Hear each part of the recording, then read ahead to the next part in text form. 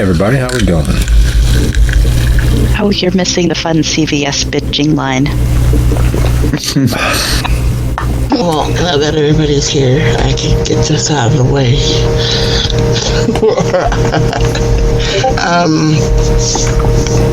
Wednesday, the 27th of this month, I will be going into the dentist at 8 a.m., put under sedation, and having the top row of teeth, whatever's left of them, because I do have a lot of missing teeth, removed in preparation for getting started the journey to get dental implants. So obviously that night I'm probably not going to be either feeling very well or really able to speak. Depending on how I feel, if I'm awake enough, I will definitely come and at least type and interact and listen to how it's going, but I'm probably not going to be able to speak for like the first week after that really gets done, because it's going to be, like I said, very extreme, but it has to be done. The dentist agreed with me when I said there's no point in trying to rebuild, just rip them all out. So that's what we're going to do. So you're going in on the 27th, or you're going in on Wednesday the 26th in preparation, and we'll miss the... Oh, no, it's Wednesday. It's going to be that Wednesday. I'm going in at 8 a.m. But I will be home, but it's however long it takes them to do it. I'll be home by the evening. It's just, I don't know what the medication situation is going to be like and how my mouth is going to be feeling. So like I said, I'll probably still be here listening and then typing my responses, if that. If not, I will definitely let you know way ahead of time, hey, I'm not feeling it. Okay, understandable. And again, real life that takes precedence. Glad for you letting us know that you may very well be Miss from Hollywood with Love. But yeah. So I wish the best of luck to you. I hope everything goes well for you. Yes. I have faith. It is a big and believe. Yay. But congratulations on moving forward with the journey that you need to better yourself and make sure that you're okay. I know it's an odd thing to say, but I really do. It is something that we usually don't have time to do, to take care of ourselves and to engage in some bit of self-care. So yeah, it's a good thing. I agree, and dentist was super nice. He was like, oh my god, this is what I do. Makes me so excited. This is my favorite thing to do. Give somebody their smile back. And he even gave me a discount on some of the quotes, took $9,000 off of what I would have to pay to get it all done. And I was just crying waiting here. I'm oh my god. So yeah, it's time. And the drugs are awesome. I wish I could say that, but so far it doesn't really work out for me as well as it should when it comes to pain medication for some strange reason. You should mix them with booze. Body tolerance. No, that's okay. Don't mix them with booze. I'm sorry. I've heard all the stories. Yeah, it's a thing. Well, it's awesome. Since my Stop encouraging bad behavior. I don't encourage it, but he does have a saying about some other drugs that you might find him using. Oh, And now I'm curious. I can't say that I am curious, but I do look forward to vicariously experiencing those long halcyon days of yore. Do you mean that there are two types of people in this world? People who love cocaine and people who have never done cocaine? Sounds like you've been partying with people that from Highwood, Illinois, actually. But no, I get it.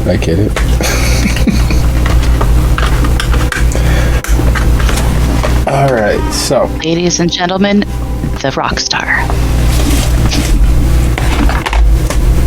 yeah.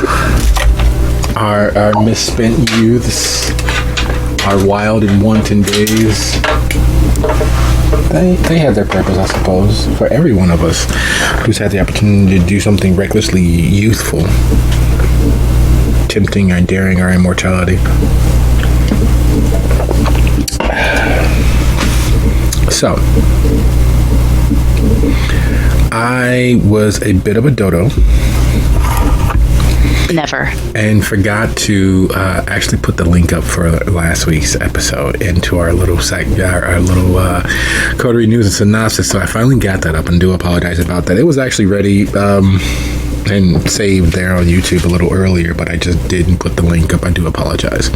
So, in regards to old news, are there any questions, suggestions, hypotheses, or corners we need to round off? Has everyone caught up? Everyone realized and remember where we left our band of miscreants?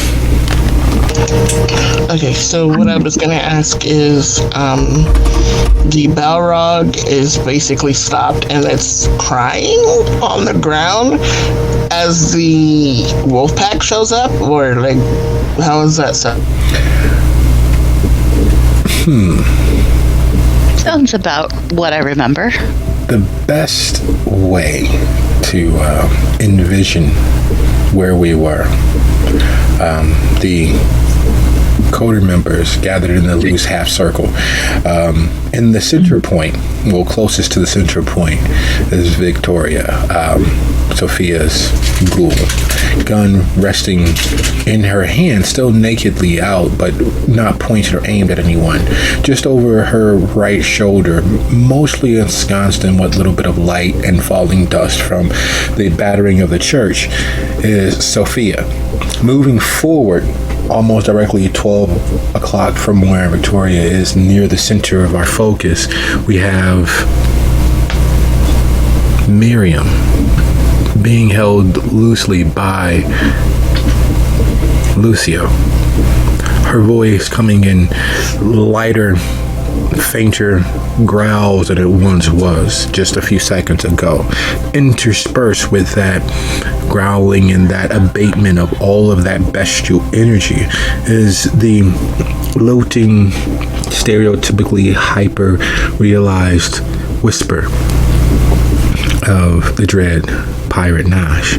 His Gaelic voice soft and cooing and promising succor and doing everything it can to stay relevant to this moment, doing everything it can to hang on to this moment. Interspersed with that strange mixture of sounds is also that of tears, a wailful, racking sob. Now, the sob is coming from the shadows just at the periphery of everyone's vision. The sobs and the crying is the culmination and fulfillment of all of that pent-up energy that had been trying to get into the church, but now lays destroyed. Directly across from Lucio and Miriam, Hestia stands. At her feet, tattered bits of paper, the scars and ruin from Miriam's attack, all about a person. And on the ground, in those dirty, dust-covered, fallen bits of paper, which still bear the scar marks from Miriam's sketching and her lightly coloring in the things that were red, the things that were lighter, and so forth and so on, is the remnants of the beating heart. It's the remnants of the muscle structures of the forearm, and is the remnants of that sketch of those portions of anatomy, artistically done. It's relatively stylized, something that you could see tattooed with a filigree or a vine work or some tribal what have you interspersed throughout. And the heart is beating, though nowhere near as vibrantly or as alive as it once had been just seconds before. It is dying there in front of your eyes, the heartbeat slowing, the lungs not taking in as much air as they once did, and the muscles twitching as the life of it begins to ebb back into the darkness from which it came. And as all of that realization is happening, outside of the now even more ruined church, just outside the grip of all of that shadow that had attempted to bombard and break into the circle of protection being held by Sophia's will, you hear the sounds of rat bikes and Harleys and Indians pulling up outside. It sounds like the very hounds of the hunt have descended from their throne in the sky and chosen this moment to make themselves known. Now, as you pull back and focus in on those sounds of those bikes having arrived, that just ungodly racket, the devil's own ride, as it were, the helicopter still sits there in the glooming dark outside of the church. The broken body of the pilot cast aside, clearly the victim of something strong and vicious. And the humming of distant cars. And we would pick up on that moment, because as the last piece of paper hit and the crash and thunder of all of that pent up frustration, that poltergeist that had animated the shadows, that had drawn themselves into a near corporeal form, no longer exists. The only thing to show of it are the broken rafters of the church, the cracked door sill, the stonework having been knocked free, and the floor upon which you stand, barely holding your weight after such an assault. The church was never meant for such a vicious onslaught, for such a vicious battering. And somehow, through the strength of Sophia's tapping into that dark energies, and the belief behind it, it was able to withstand that onslaught. It was able to keep out that which so desperately wanted in, that which so desperately wanted to vent itself. And the last bits of that energy, as it begins to fade into the night and dissipate, or more accurately and more truthfully, to once more lay dormant inside Miriam, gaining strength until it's able to release itself again, fades away. And in that moment is where we will be starting tonight.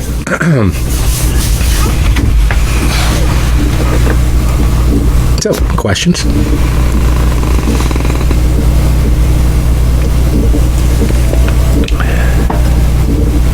Mason, our lovely silence, our quietude lets us know that we are all of an accord, that we are all on the same page. We are reading from the same book, maybe not the exact same line, but we have the gist of it. We have the grip of the realities of our characters' actions. And before diving too fully into this moment, before embracing what that might mean, those truths that hide just there beneath our easy gaze, I would like to say and offer my eternal gratitude for your time, your energies, and your efforts. Our play, not just here, but elsewhere, our ability to play, to tap into that last bit of childhood, that last bit of dealing with the conscious world while still conscious, is important. It is a pleasure and a joy to explore these darker themes with you all. Your efforts have not gone unappreciated. Your time has not gone unvalued. You all have managed to help create a sense of enjoyment that it has more value than anything else of its kind. It's not as destructive as several other hobbies. It's not as painful. This is a safe space to really dive into the nooks and crannies and let our imaginations run free. So I can't say it often enough, nor impart it with the true value of it, but thank you, and thank you.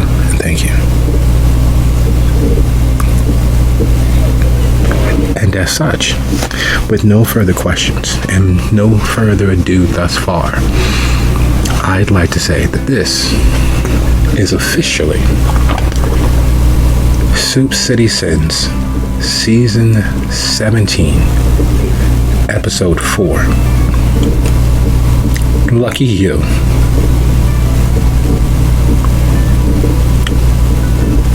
Every sinner worth their salt, and every faithful member of any religion, and mostly Christian religions, understand that God never gives you more than you can stand. He never gives you a lesson that you are unable to learn. He never, she never, they never, it never gives you more than what you honestly have earned through your failures, foibles, so that you might be a better version of yourself. At least that's the understanding. At least that's the hope behind it all, that through whatever trials and tribulations, you will be a better version of yourself. As the saying goes, when he closes a door, he opens a window. And that you keep learning the same lessons until you truly learn it. You truly start appreciating yourself. You truly find the better way to a better version of you. Everyone knows that. Everyone believes that. Everyone has a loose understanding of that principle. However, the truth of the matter is, for most, it's a matter of not being cognizant of our own actions, of our own energies, and what we're putting out there in the world, being blind and selfish, and blaming every other entity for what has befallen us, blaming every other instance for our lack of joy. So instead of appreciating what we have, we bemoan what we don't. Instead of taking solace in what is near enough to us that should be especially valuable to us, we look back on what we've lost, or what we didn't gain, or why someone else has someone who is undeserving of whatever it is that they've received. Not everyone, but the bulk of us humans, the bulk of us living individuals, often lose sight of the big picture, which is enjoying what we have so that we can better what we have as we can. That is not a failing that is solely human. Our pets often will give away the larger bowl of food because it looks smaller in comparison to that mountain of food in a very, very small bowl. They will toss things out of their cage and make a mess of things. They will find a reason to fight over the smallest bit because it is not their bit but something else's. And that same selfishness, that same envy, that same lack of appreciation extends to the kindred, because at the heart of the Wolfpack's issue with the shelter is that they felt they were being replaced. At the heart of the issues with the Wolfpack, along with their senses of loss, their members that have fallen by the wayside, those members of their number that had gone away from the promised potential immortality of being kindred, those who had fallen during the Sabbat wars of the early to mid 90s, those who had fallen to the assassins that have come and failed in taking out Prince Jackson, those who have come from the anarch movement and sowed dissent and disruption, and they felt, based on the rumors and the gossip, that the shelter were replacing them as the preeminent hand of the will of the tower. And now, in this dark, cool fall night, for the first time since their public shaming due to their own actions, the Wolfpack have the opportunity of once more laying eyes on the shelter. They have the opportunity to once more see the cause of their discontent. A group of kindred who have gotten more than they deserved because the world isn't fair. A group of kindred who stole their shine, stole their fame, stole a portion of their status because the world isn't fair. And as the sound of crunching boots draws closer to the church, the Coterie, standing in the wreck and ruin of a spirit's attempt to fight its way across the veil, a spirit's attempt to hang on to what it never had. They hear the crunching of boot on concrete and stone and the grass as it draws closer and closer to the church. Time is of the essence. What is it that the Coterie in this moment are going to do?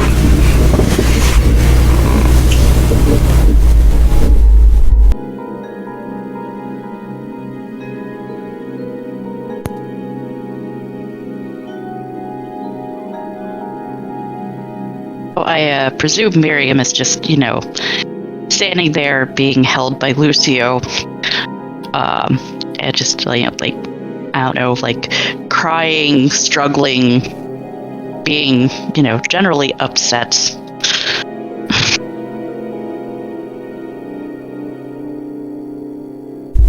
Yes, upset is a good way to sum it up, but pieces of her are laying on the floor. It is impossible for what little presence that is left of whatever it was that had almost possessed her fully to not see that. Pieces of her. Hestia destroyed parts of you. And then there's the avaricious poison of her blood. Because underneath it all, underneath all of the humanism that Miriam has displayed, underneath all of the press to save or maintain the living, there very much is that spirit of greed upon her that runs through her cold, dead heart. She is a dragon, maybe a young one. However, she still is a dragon, and what was hers has been destroyed. So even as she is composing herself, even as that ephemeral feeling of otherness, and that sense of love for that spirit hanging in the ether around her, there is the very real fact that what was hers is now destroyed.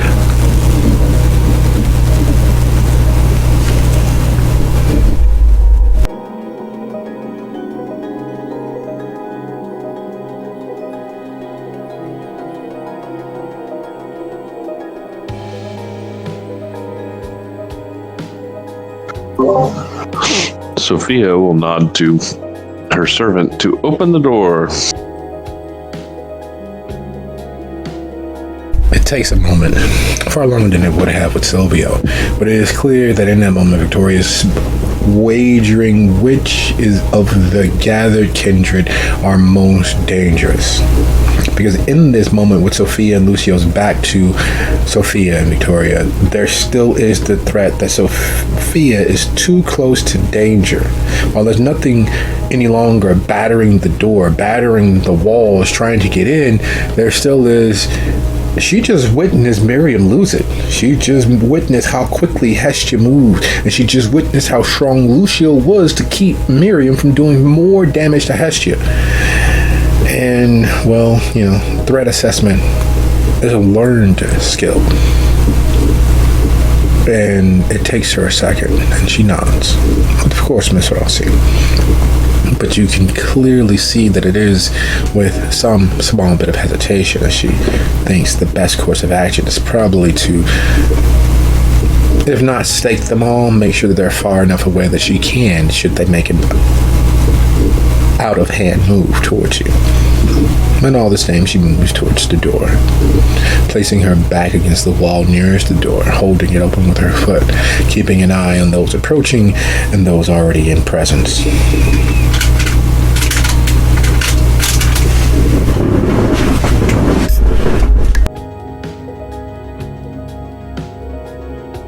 For Lucio's part, he's going to focus on keeping Miriam from eating Hestia.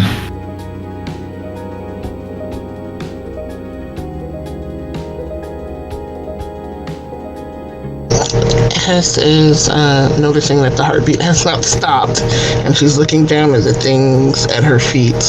And she looks up at Sophia. See if I ever stop your ass from getting shot ever the fuck again. Jesus. Oh shit, the Wolf's Pack's here. She's great. Oh, the Balrog thing dead now? What's going on with this? she's kind of like tossing that one at Sophia. Like, is it dead? What do we do now?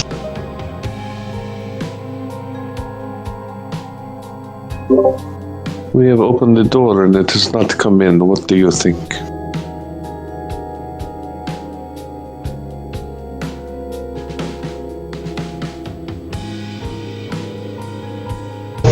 You and I both know it does not give a fuck about doors actually being open or closed.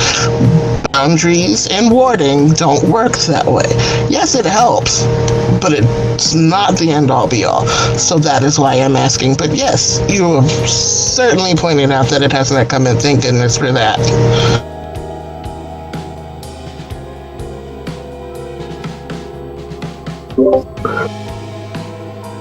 She will sigh and roll her eyes.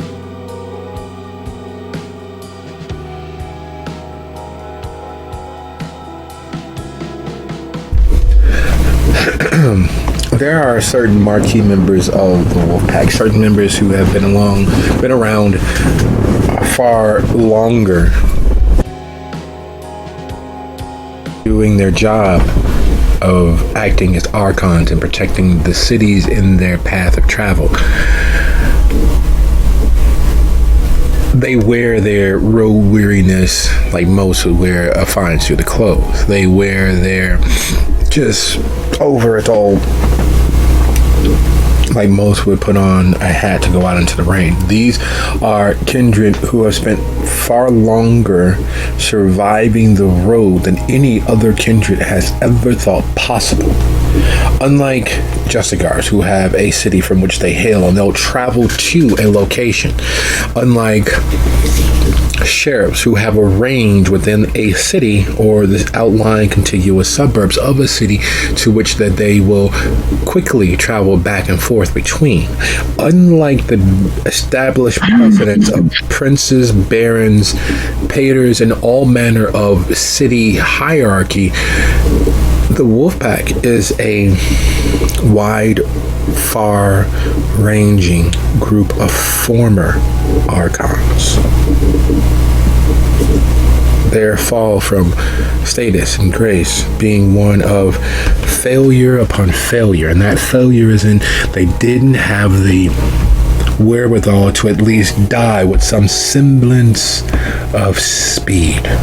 They didn't die in some great noble battle. Instead, they've managed to outlive, outlast, and survive when sat upon by lupines and sabat and anarchs and various things that there really is no name for. They've survived the back roads, the spaces between spaces. They've managed to travel from Canada all the way to New Orleans for the last 30 plus years. One step ahead or one step behind, putting out fires, racing from stem to stem. And what they have to show for it, at least here, at least in Chicago, is, well, thanks to the shelter's actions, having lost their position as preeminent protectors of the city, and because of the shelter's action, having become very much the hounds of Chicago's government, still allowed to range and roam, but when shit needs doing, they need to be the ones doing it, because the shelter officially is no longer the hounds of Chicago. So torn through between their normal, unfortunately understandable jealousy and enmity, there is some bit of appreciation, some "I told you so" to their swagger. And as they enter one after the other, each sizing Veronica up, but in that manner that only bikers can, only die hard, willing to ride on pavement covered in ice so thick that you actually have no connection with the pavement itself. Only bikers who are willing to ride through storms of all manner of ferocity. Only those who believe that cars and vans and trucks and anything that has more than two wheels is in fact a cage. or as they say amongst themselves, a rolling coffin waiting to happen. And so, before you all stands a slightly reinvigorated wolf pack. No longer are they just the 4 members they once were, their numbers having swelled and grown until there are 8 of them standing there. Some fully patched in and others with soon to be those pledges, those hangers on, those friends of ours who are going to become friends of ours. Not quite yet brothers in blood, but close enough that they get to ride with them. And it's like seeing ghosts given flesh, which is funny considering that you all very much were just in the presence of a ghost, of a spirit, attempting to take flesh, attempting to materialize through every means it had available.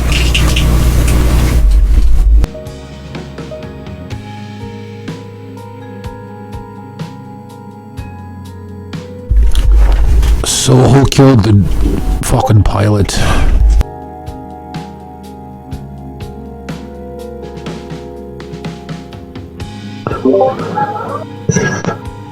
The spiritual manifestation that attacked us killed your pilot.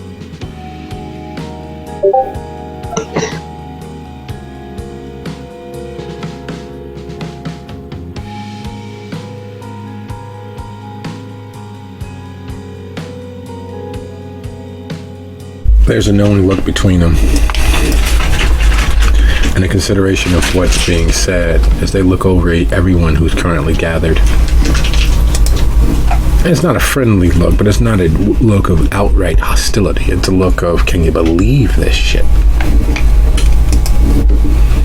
And I take it that none of you can pilot a helicopter either. Too short to reach the pedals. Sorry. It is my understanding that it would be a moot point as it is not working.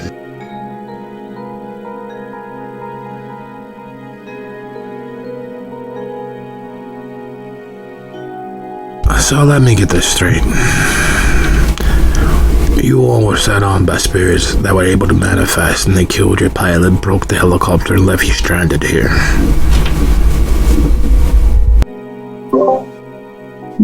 That is close enough. 2 different types of spirits, mind you. The first ones were kind of like gremlins, and they broke the helicopter, which made us land. And then once we landed, and we were trying to figure out how to get the hell out of here, and the pilot called you guys, well, that's when the other things showed up and fucked everything up and threw the pilot across the floor, and he ended up having to come in here. So yeah, 2 different types of spirit.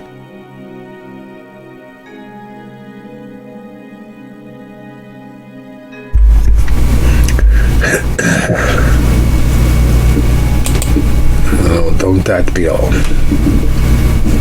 And you all need a lift to the Coterie airport so that you can get back to Chicago. That is what we told that you were contracted to do. We can have you back inside Chicago in an hour and a quarter to save you a little money. And, well, owe us one.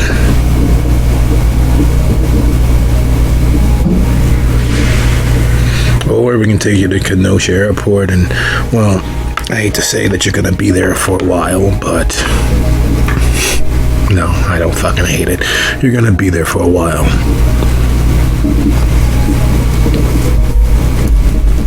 Easily 4 or 5 hours. You touch down just before dawn. Or we can give you a lift. And you, Hakata, will owe us one.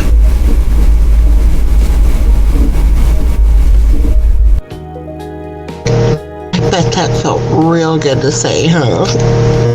Let me give you a hard on. Let me make your heart beat.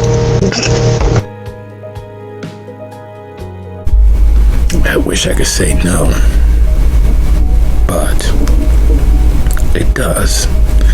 After all the hell you all raised, twisting the professor around your fingers, running all over the city, and now you're well on the outside. Don't they have one of your number down at the chantry, tickling them to get their answers out of them?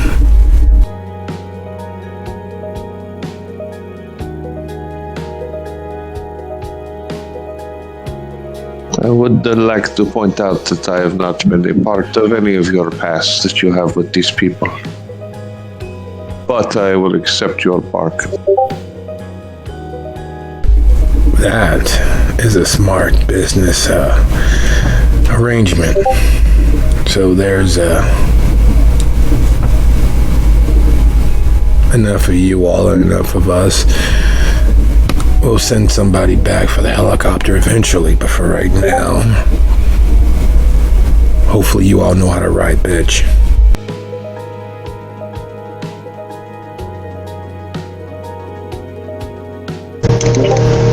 Hess bites her tongue. She looks at Lucio, and then it's burning there in her eyes, but she says nothing and just picks up the papers off the floor and heads outside. Some of us better than others, I believe.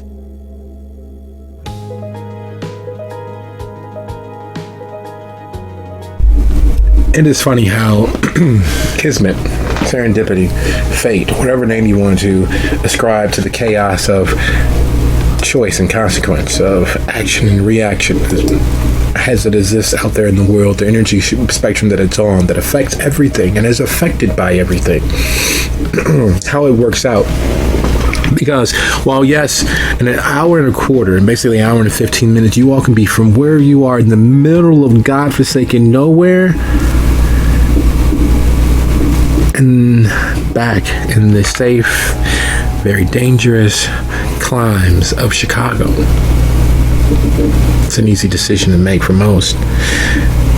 The weight of that doesn't really present itself until you are literally screaming down the expressway. You are literally weaving in and out of traffic as if it is standing still. The Wolfpack drives very much as if they own the road. They very much take what most would consider reckless chances. But you all, having been locals long enough to understand that driving in Chicago is very much a contact sport. To know that if you are sitting still and if you are being passed by more than one car, that is a very good chance that you are in fact soon to be a victim. And even with that practical understanding and that knowledge that runs very deep within you, it is a difficult thing having the wind be its own presence in your life. It is literally smacking you a full-fledged in the face. It is literally doing everything it can to tear you free from the vibrating demon beneath your legs. It is doing everything it can, because while the Wolfpack wholeheartedly believe in surviving, outliving, outlasting everything, to outfighting everything, they don't really believe in helmets or goggles. Because if you're going to go, there's no sense of being craven about it. If you're going to die, there's no reason to wrap yourself in blankets and sit and sniffle. Leap into it. Embrace what might come, what might happen. And knowledge that you are secure that everything that has happened has been of your will, of your understanding. In other words, driving like a Chicagoan on a motorcycle is one of the single most death-defying things that you all have managed to do in the last 10 years or more of your immortality. The world whipping by in a blur, cars honking quarter of a block, quarter of a mile behind you as you've already passed them and moved on your way. The Wolfpack very much whooping and hollering and enjoying the sheer exhilaration that comes from being so very close to death. Because in truth, even as a kindred, at these speeds, if you all were to wipe out, if you all were to lose control, it's anyone's guess as to what might actually happen to you.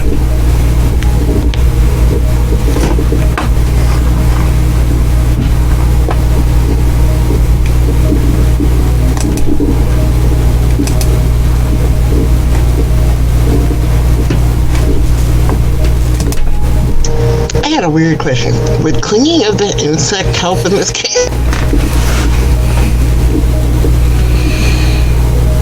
As expressly stated, no. However, in this case, because it does allow you to hang on to things that you should not be able to crawl across surfaces that are completely impossible, not only just improbable.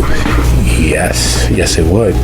You are wrapped tightly, held firmly, and despite all of the pull of gravity,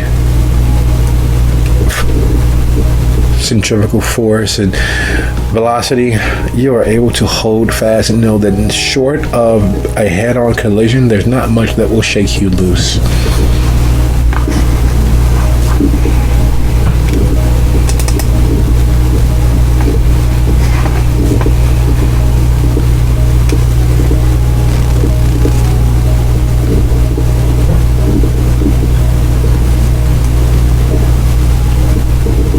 Then yes, we will be employing that.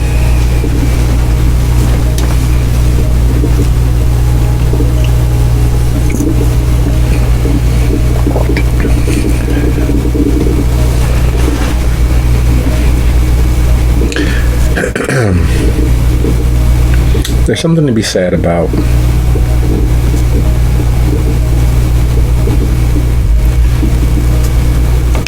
coming home. There's something about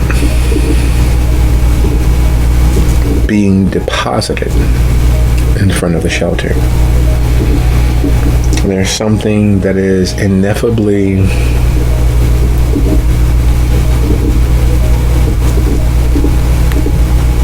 home. It's supposed to be a sanctuary. It's supposed to be a haven.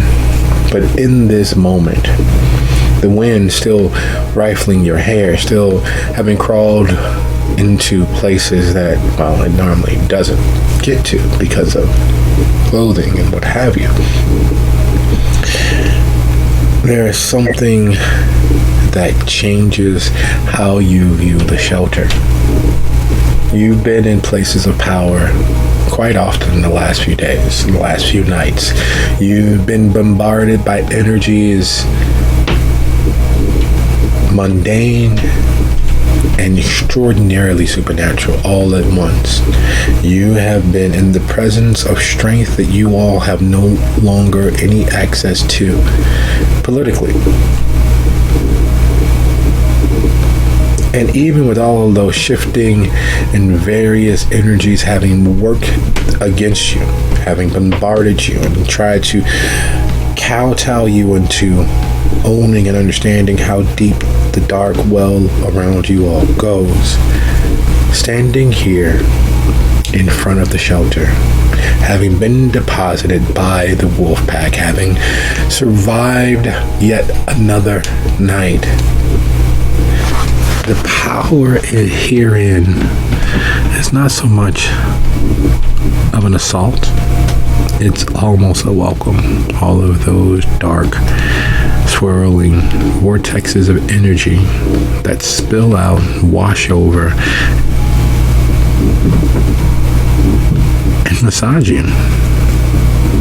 It's a welcome. It's like having your favorite dog greet you at the door. It's like having a 200-pound mastiff think that it's a lap dog and need to be all over you the moment that your key hits the lock. It is like walking through your door nearly being tripped by all of the cats that circle and swim against your ankles. It is dangerous, and yet it's home.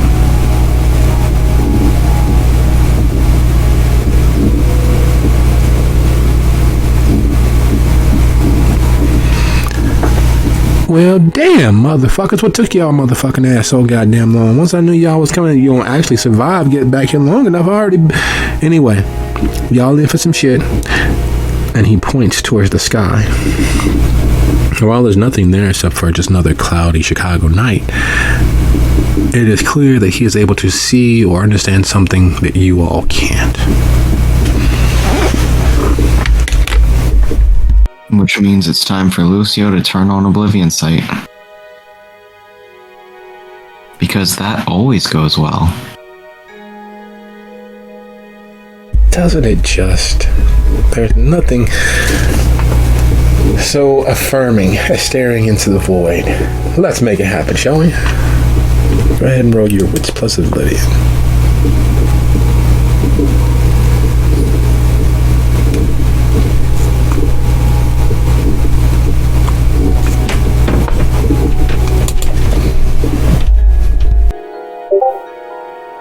I keep forgetting.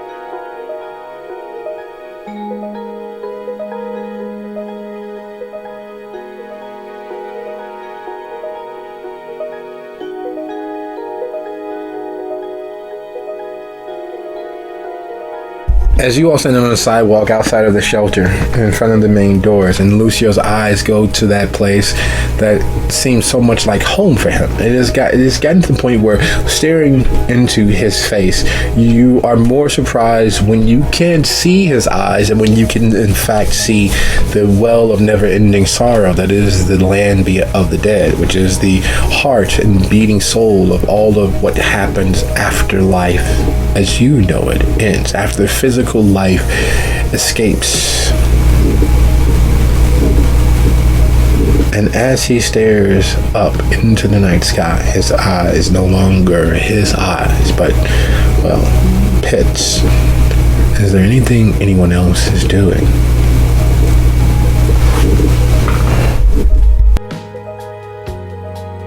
Miriam is just going to her room. She's done with these people tonight. Hess is probably going to follow suit as far as the peeking to the other side.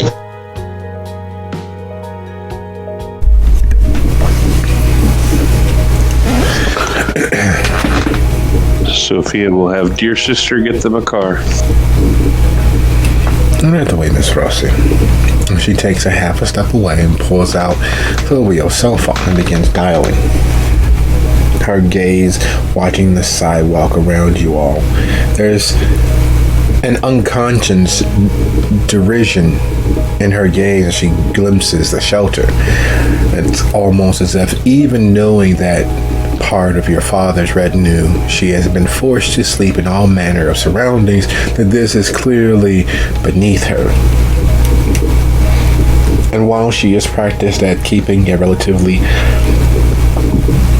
unassuming face and a gaze that doesn't give away too much, it is too easy to read. It is too easy to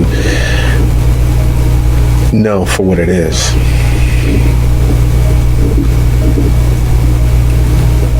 And as Miriam and Hestia, Miriam heading in and Hestia's gaze occluded, looking as if cataracts have suddenly grown where her eyes once were, Lucio has the unmitigated gall, the unmitigated luck to peer into the veil, to stare into the void,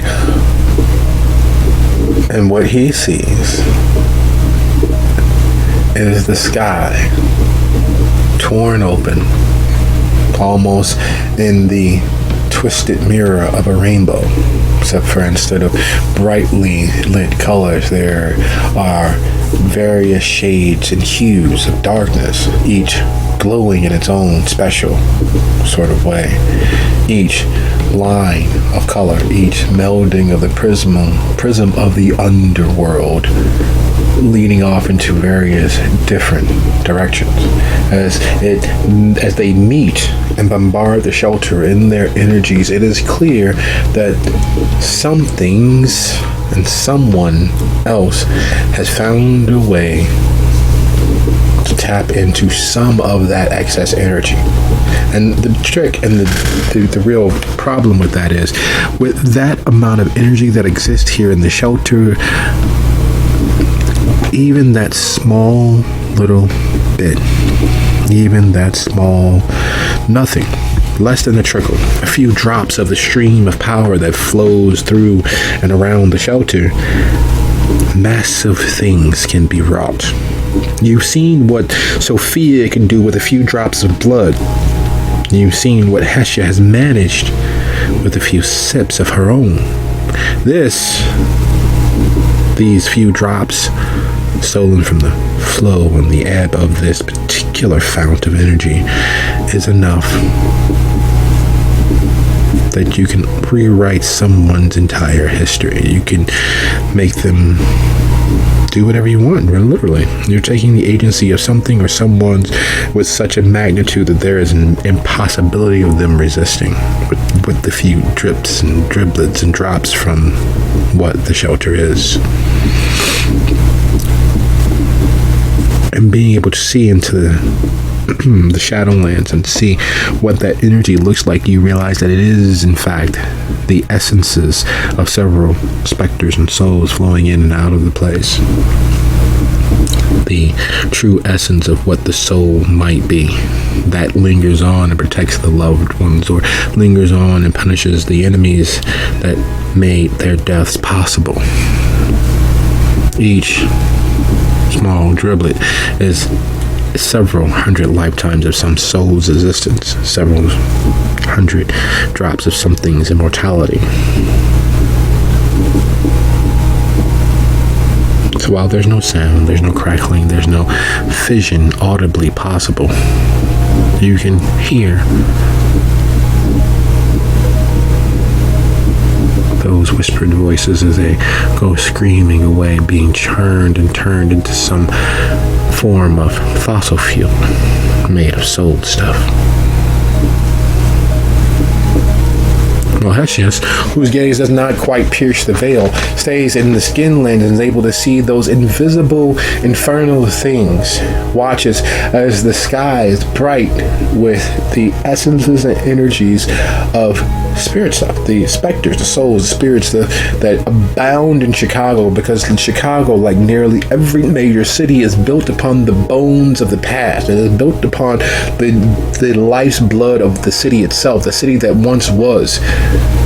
And Chicago, especially, because it has rebuilt itself and continues to rebuild itself upon the ash and bones of what has come before. From Fort Dearborn to the fire to the Prohibition era to all of the sinking and sunken places in and around the city. And instead of bulldozing and clearing things away, Chicago is known to simply rehab, reuse, retrofit.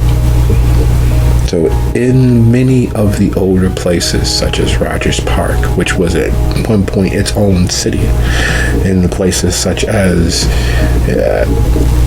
Canaryville and Bridgeport and New City and Inglewood, places that were their own municipalities further back in time than most Chicagoans ever bothered to look. Chicago just built right on the bones of what those places were. The homes and buildings that stretch back to the turning of the century. The homes and buildings that were, in their time, works of technological marvels. The three-story tenements, the graystones, the brownstones, the bungalows. The factory buildings that got turned into hotels and hospitals and all sorts of reused properties. All those souls, all of those lives swallowed up. And you're able to see that energy being pulled off in like smoke, like it's a factory churning more zippers or more aglets or more plastic bobs and doohickeys and sprockets and that steam of commerce, or progression forward into time, is just moving up into the night sky, adding to the brightness that exists there of all the soul stuff being drained into the atmosphere.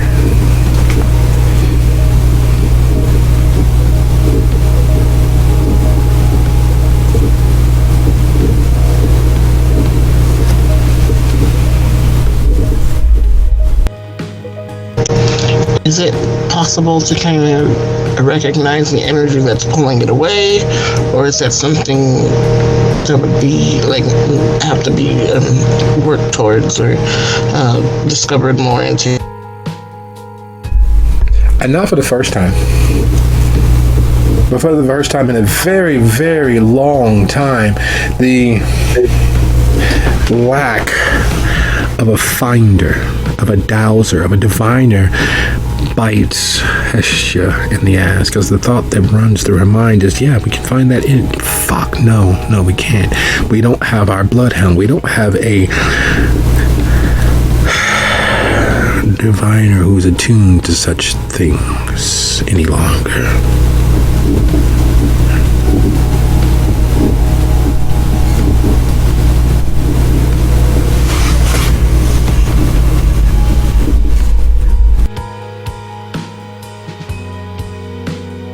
There is a bit of a fuck. Then she looks at Blue.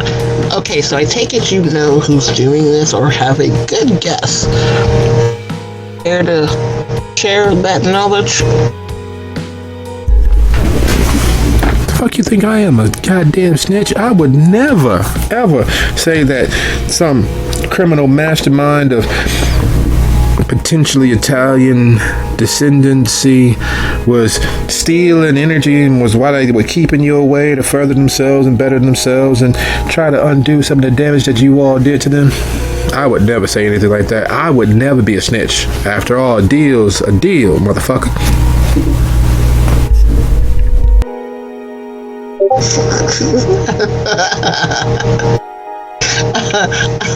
Clever, thank you. She looks at Lucio and shudders a bit because the eyes, it's hard to get used to. So apparently, our lovely friend who used to be Mama, now no longer Mama Hugo, is thinking they're slick and sliding some of the energy off the top. And we need to stop that. And how do we do that?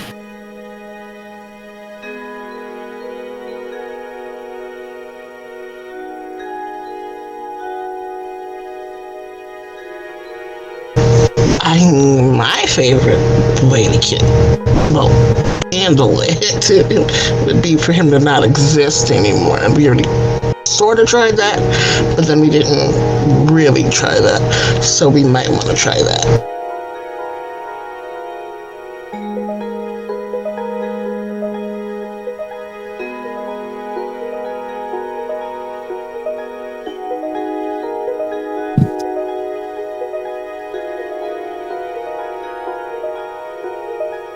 Is Sophia present at the moment? Or did she go to get the car? Sophia's there. Victoria is there. Miriam is headed inside. Done with the day. The sheer taxing fact of everything that they've experienced having overwrought them, having come to a head. They need to be free of it all. And there's always the safest thing to do in such situations is be by yourself. Naturally. At a spiritual furnace where energies abound and... You know she's possessed.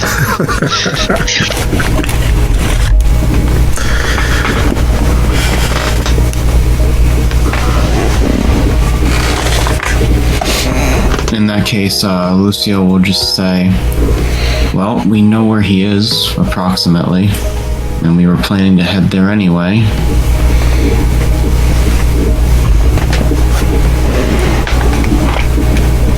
Two birds, one stone sort of situation.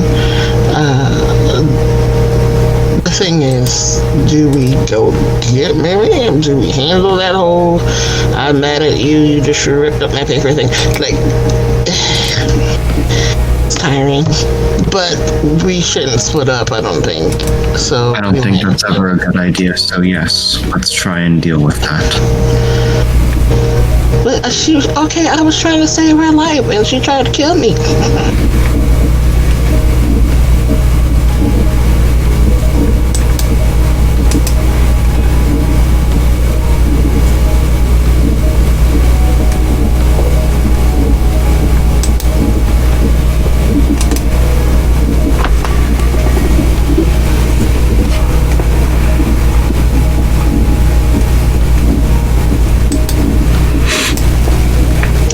Looking at Sophia. That reminds me, by the way, your lackey shot me.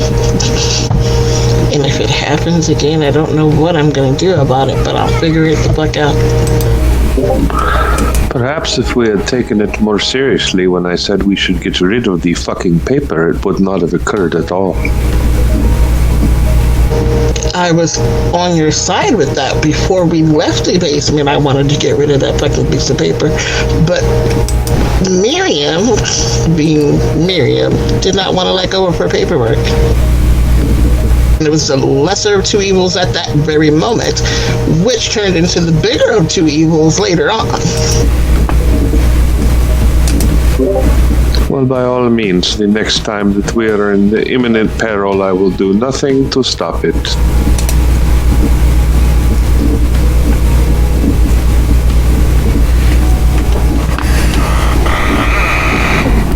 You know, I miss when we were getting along, killing things together. I don't know what happened to that. I'll see you inside. And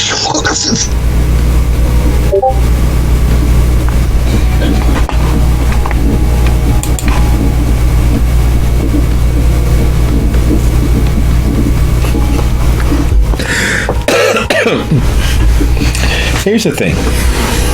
The devil is in the details. It's an idiom, it's an aphorism, it is a quote that is often bandied about. It is, when you take your eyes off the prize, or you lose track of what that actually is, nothing but hell follows. You can't beat the devil, you can't see. And without addressing a thing, without drawing it completely to a close, like a improperly irrigated pimple, it will return, and it will return with a vengeance. Such is the case as Hestia heads in to catch up with Miriam. A few moments before that, we close on Miriam as she moves to the front door. A few faces that had been at the shelter long enough to have seen Miriam, to have not only seen Miriam, but watch as Miriam brought out the demon in Miss Green. Miriam ushered them out into the cold night to witness Hestia become the most devilish version of herself they had ever seen. She was gnashing teeth and growling and hissing in front of them as if she was possessed by the spirit of some angry cat. Many of those faces are still here. Many of those faces still have not quite come to grips with what it was they were actually seeing. Some only believe the gossip. Most believe that it was a fever dream for the effect of having relapsed momentarily, because even being sober and being of a most sober mind, there are moments when those dreams come back where being completely altered crawls into the dreams, and you remember what it felt like. You didn't have to chase because that first high was still there. You were at your penultimate sense of at peace with everything because you were so zooted. For For others, they are mindfully aware that there are things out there in the night that it's best to not think on. Because just like speaking the devil's name, the moment you think on those things is the moment those things come back. Just as little as 2 years ago, there was a spate of disappearances. People were buying vacuum cleaners and using whatever labor they could. The Castigliones were, well, the Castigliones, they always need mindless muscle.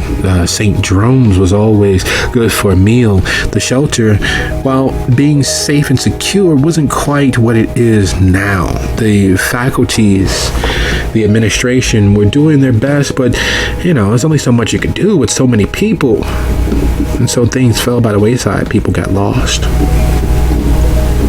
But in this moment, there is a dawning recognition as Miriam comes strolling through the door, her clothes dusty, splattered with dirt, her hair windswept as if it was being combed out by an army of angry little Tinkerbells and fairies.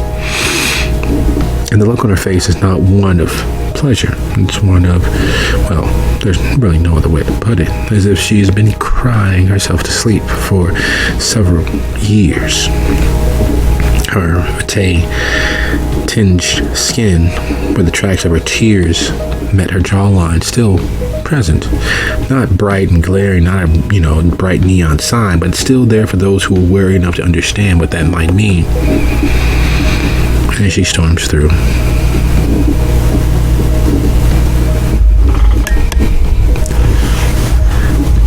Sebastien, as ever, working far more hours than he should.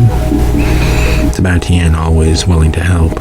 Sebastien, whose father has re-injured his life, stands up and Miss Ashton, are you okay?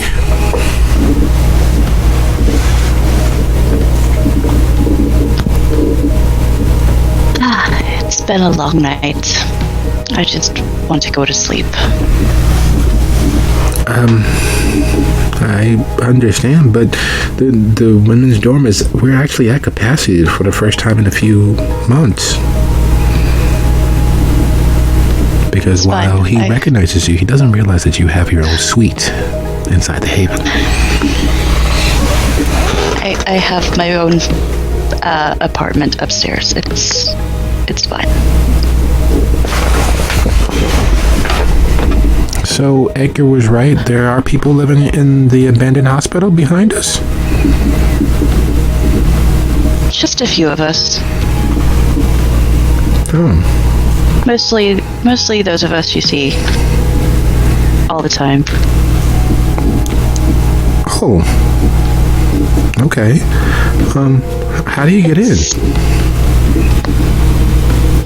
I thought they boarded all the entrances up. She will just wink at him and say, "It's magic," and continue on her way.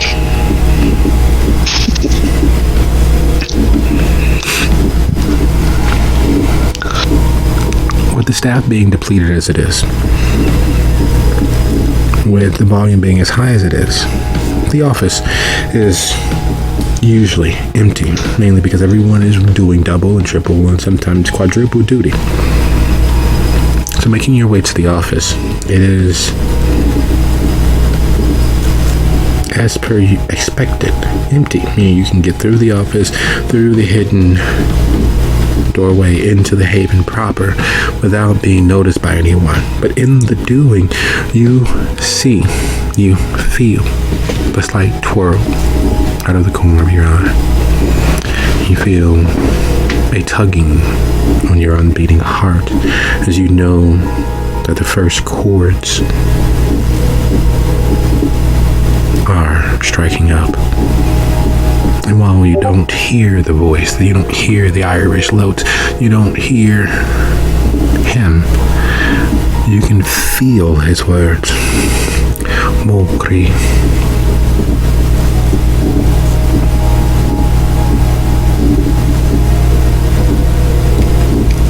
And the feeling of his words against your skin, and the knowledge that he'll be watching from the wings. causes you to pause at the doorway, your hand resting on the knob, because you know that since you've walked through the door, the feeling has gotten stronger and stronger until you can almost hear it. You don't just feel the impression that those words have on you. You can almost hear it. And you know that the longer you rest, the longer you are here.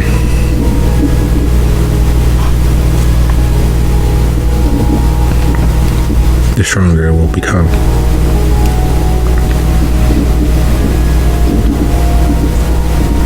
Hand resting on the door into the office.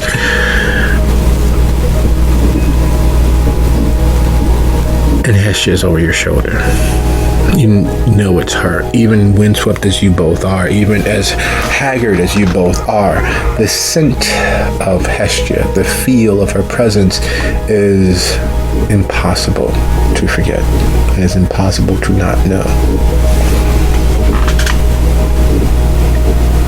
So hearing the male voice is a bit disconcerting. As Donnell asks you,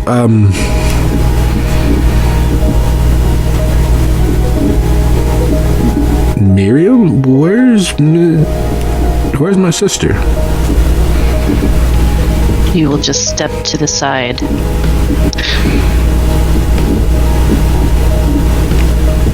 What?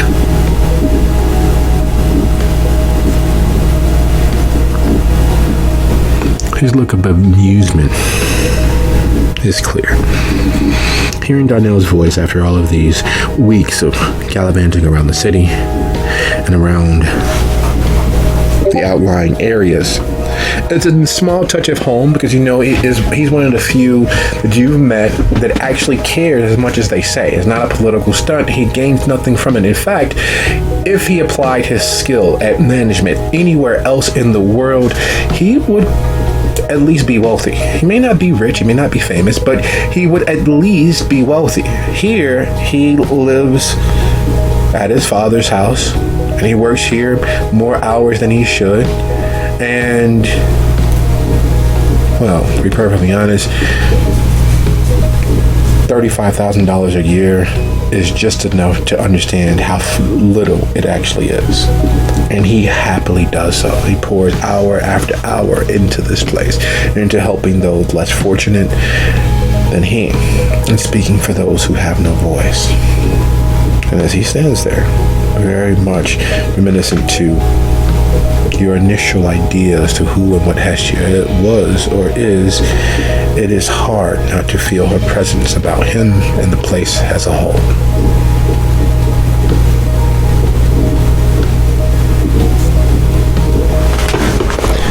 You okay?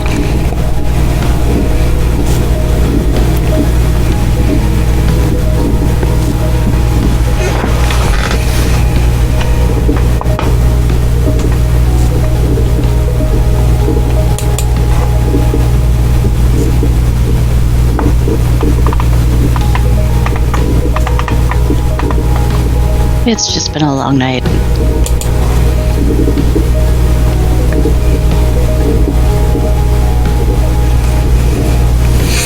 And as you say, it's been a long night. You see Hester approaching from down the hall over his shoulder, him having come from the dining area, clearly helping Amalia get another course of snacks out to the shelters, clients and community members. Clearly, his sleeves rolled up, his hands more than a little dishpan. It is clear what they've been up to, and the scent of dish detergent is clinging to his skin, a clear sign. And as Hestia approaches, moving down the hall towards you, we turn our gaze outside as Victoria comes back to Sophia. I'm glad she'll be here in 15 minutes, Madame Rossi. And she looks toward the doors closing as Hestia has already had an aside. And back to you. The question clear. Is it a prudent course of action to continue moving forward as you are? Because, very realistically, you all were very close to death. So close, in fact, that it would have been easier for you to die and resurrect yourself than survive what you did. The energies used don't materialize out of thin air. They come from you, from your ability to tap into the energies in the world around you and its connection to its dark mirror self. And like everything, it can't be depleted.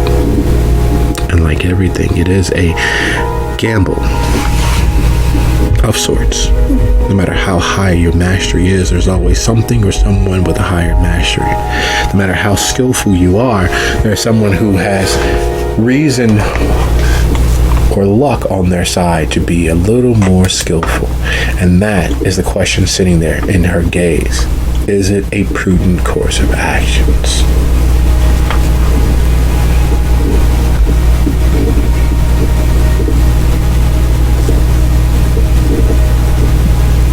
Well, she certainly doesn't want to stay here where she is not welcome at the moment, because they've been having many exchanges this evening over every little thing. So she doesn't want to put herself at the mercy of others. And there are at least these others in this case.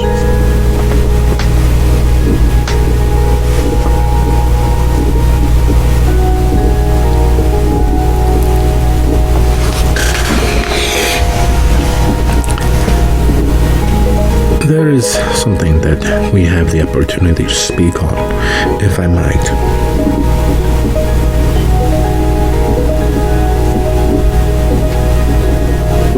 Go on. There is frequent referral to someone called View. There's frequent referral to someone called Calixte. It doesn't quite map to the persons that are nationally known to operate in the south suburbs. I am curious as to that either oversight or what game that might be.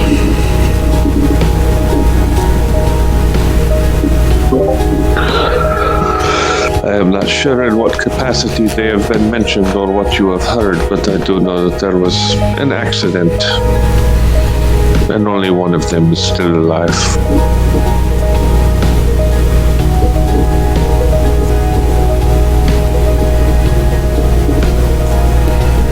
She looks around you once more, ensuring that you are as relatively alone as possible before she takes a step closer, so that she doesn't have to raise her voice much. We have 15 minutes until the car arrives, so I will attempt to be as direct as possible. As far as everyone is concerned, the Castiglione and Tories were the soon-to-be patrons of the area. When that fell apart, Zal, who, as you know, is purely Giovanni, not one of the cousins or married families, is purported to become the next pater of the area. Their connections to the circulatory system is, well, reason for concern. But the southern suburbs, where Vio and Calixte are mentioned in Silvio's phone, do not quite match up with the Pisanob family that is supposed to operate in the southern suburbs. Those who are supposed to form the southern collar for the family. There's no Calixte, there is no View, there is no Samdi, there is merely Pisanob. That discrepancy is normally not something that would exist, yet it seems to be that is in fact the case, as if View and Calixte either usurped or are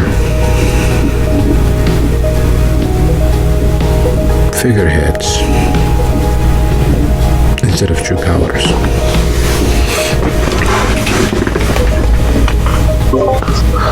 It was my understanding that they were with the Somni. However, I did not deal with them as often as Silvio did. They've been very useful in cleanup, which has been a problem as of late. Let's see. I'll continue reaching out to the cousins to find the veracity of such. It just gives us pause. If the intelligence is wrong, then how many other things might not be as they are? I fear most of the information we may have on this likely skewed or incorrect. There was many things at play here. As for Zol, I believe that she was not involved with the circulatory system. In fact, she made a rather big deal about how she was operating among the cracks of catering mainly to the downtrodden, those that the circulatory system would not service. That doesn't match the intelligence that most of the family members have.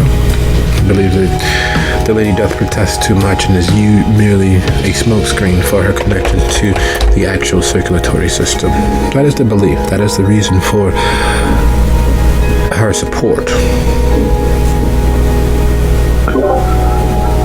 I can only tell you what she told me, which was that she was making her own way and her power base was in serving these that could find no succor elsewhere.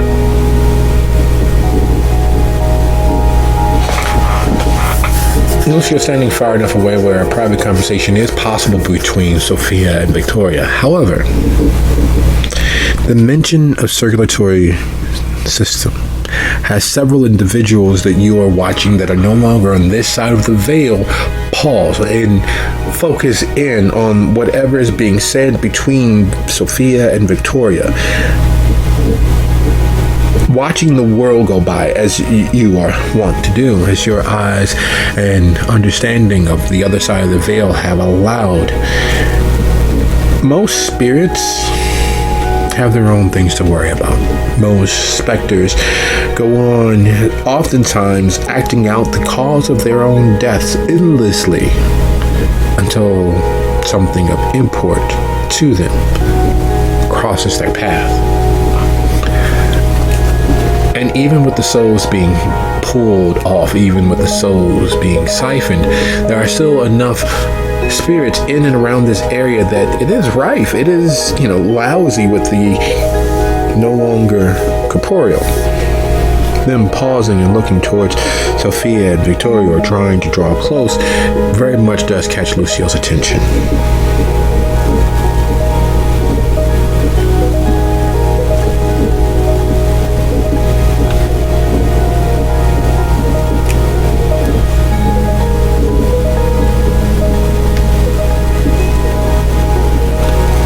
I think my audio cut out a little bit there. Do you mind repeating the last part? Having spirits pay specific close attention to Victoria and Sophia very much does catch his attention. And while they're relatively hushed in their tones and speaking to each other, it's hard to ignore spirits paying attention to the living.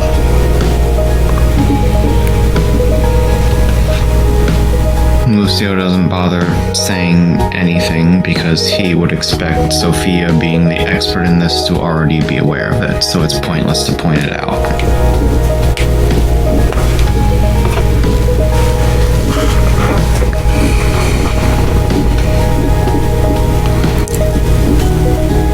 So,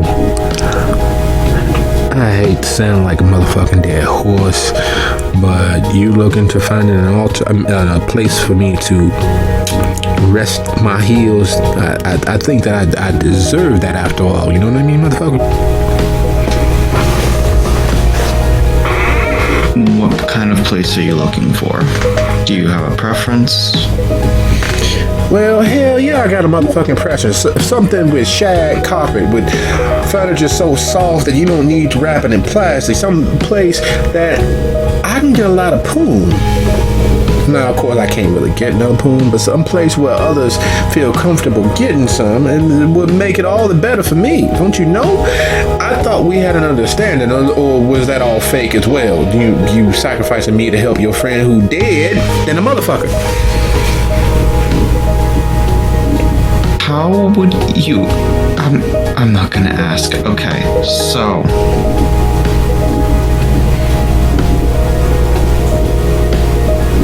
I guess my old apartment isn't good enough for you then.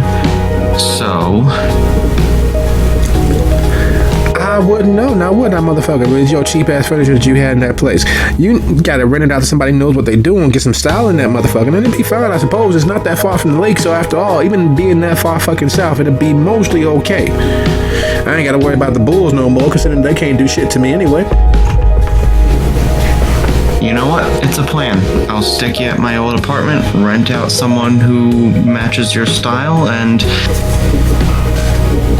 you'll unlive a happy unlife.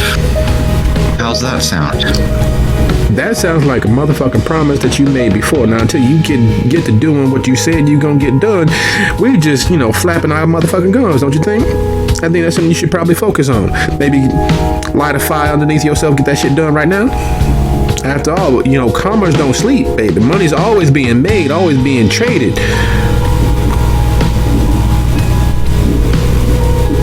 Fine. Now, how exactly does this work? Do I just shove the coin you gave me somewhere in the house? Is that how you make that place yours? Damn, motherfucker. Y'all just don't know shit. Y'all playing around with powers without any fucking instructions. Look, it's real simple. Yes, we are. It's rather concerning. I thought that was just me. I was worried this shit about y'all. I did everything I can to go really light and tease, even with them pushing me. But anyway, look. You gotta dedicate it to me. You gotta, make a little sacrifice or two. And it don't have to be much. I ain't nobody or nobody who's nobody. So a little something. A sacrifice? How? Damn, I gotta tell y'all everything. Look, here's what you do. You get you some real highfalutin, some fine ass to come meet you there and engage in what adults do when nobody else is paying attention. And sometimes people are, maybe with a camera going. Anyway, while they getting there, because I know you can't get none, y'all are limp dick unless, of course, you really put some effort into it. While they getting theirs, while they hitting that peak, you sample a little bit of what you like, that hot red stuff that gets you going, and you use that on the coin and bury it either in the floor or in the wall, and I will gladly enjoy the sacrifice. You enjoy what you enjoy, they'll enjoy what they enjoy, and I will have a place that is, place a motherfucker like me can call home. Somewhere nice and safe, some place that I can haunt to my little heart's desire. Now, as many people as you've killed, why are you worried about sacrifice anyway?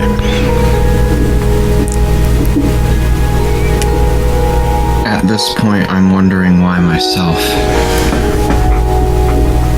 Everybody, everything, motherfucking dies. I've done it damn near 3 times now. It's the most natural thing in the world. The end of things, the end of people, the end of places. Hell, when I first died, I'd had to sit in a waiting room for what felt like 6 hours. Turns out it was motherfucking 6 goddamn years as I was assigned to what legion was going. Look, I'm spilling secrets. I shouldn't be spilling secrets. You got me talking because you got my hopes up again. Just do the damn thing. Kill something. Kill me. Just make it happen. Give me my own place, please. We had a deal. We had an arrangement. All of this could have been avoided if you had made me a priority.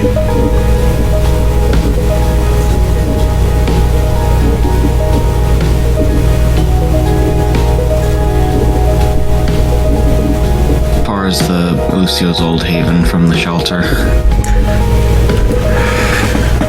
From the shelter, it is easily an hour's drive south. And that's with you taking Lakeshore Drive all the way down to Garfield and cutting over. It's by far the fastest, because if you take 9094 down, you gotta travel all the way from the west, what is considerably the west side of where you need to get to. You could, take a cab and not have to drive yourself, but, well, we know how the meter runs up faster than you expect, how the secret of taking as many turns as possible to ensure that meter moves a little faster is in every cab driver's playbook. But of course, if you could have a cell phone or had an actual registered account that worked, you could, get an Uber or a Lyft and as those thoughts are working, you see a long, dark sedan, a town car, ease to the curb. A gentleman that could easily be a cousin of yours, or Arsenio's, or Silvio's, or, well, Sophia steps out with the vehicle. His salt and pepper hair making him seem far more experienced than his seeming nonchalance would dictate. Dressed in a blue suit, dark enough that it seems black until he steps into the clear light. His tie, a striped sort of model that you are sure he got in a box or a plastic bag for Father's Day. 2 rings on his left hand, his wedding ring and his pinky ring. And clearly packing far more than just a knowledge of the city streets, as the bulge under his left arm draws your attention, and the slight hitch in his step lets you know that he's also carrying a holdout on his right ankle. In sizing him up, it is clear that he has far too much experience in doing the wrong things that any person living should. And speaking of persons living, it's been several weeks, several nights, too long, just to put it plainly, too long since you last seen Donnell. And as you turn the corner, head towards the office, hoping to catch Miriam before she gets settled for the evening. Because while nudity and relaxation doesn't really bother you, there's still something rude in snatching someone out of bed. There's something wholly inherently wrong about pulling someone out of the shower, or pulling someone out of their comfort to drag them out into the night air. Stopping them from getting there, however, makes it okay. It makes it less rude. It makes it less of an attack. And with everything that's been happening this evening, one less attack is all the better for everyone at this point. So as you round the corner and head toward the office and catch Donnell, because that's the only person that could be. Because while his hair hasn't gone salt and pepper, there are still flecks of lightness to it, as if the color is slowly draining away from the stress of being the operational head of the shelter, making the decisions that you can't because you don't have access to the grace of the daylight, doing the 4 jobs that no person, no single entity should have to, dealing with all manner of inspections and politics and bureaucracies, because the neighborhood association still wants the shelter out, has still always pushed to have the shelter move from where it is, because it's valuable land. Like being this close to a lake, being this close to the train, being this close to public transportation, the space that the shelter inhabits could easily be a condo building. You could easily erect a shopping center. You could easily create multi-use income property. You are breaking so many realtors and community development's heart by persisting in where you are. And so while their attacks have become less, they are still assailing the shelter. They're still attempting to get the shelter from where it is so that they can have access to that land. And so seeing Donnell and realizing how much effort and how much energies are being poured into the shelter by him, Sebastian, Amalia, hell, you miss Lucio's sisters even more now, because while they were and are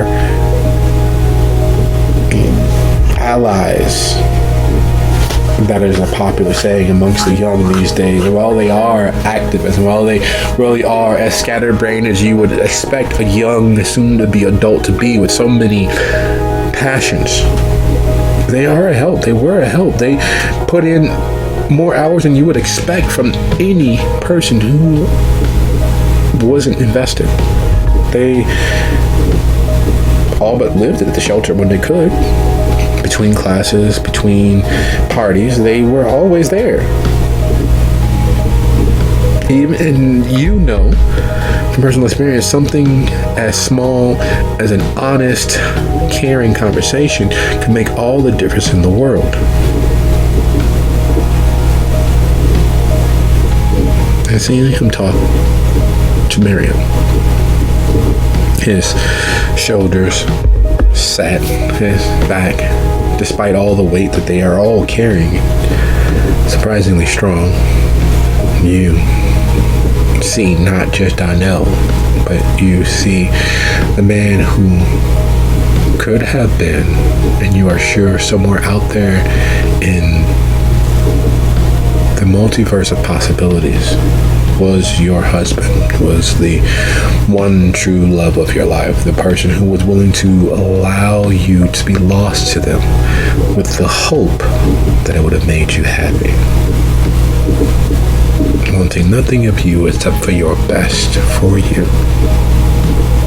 The product of that love, Donnell sitting there, the product of all of those broken-hearted moments that led to his inception, standing there.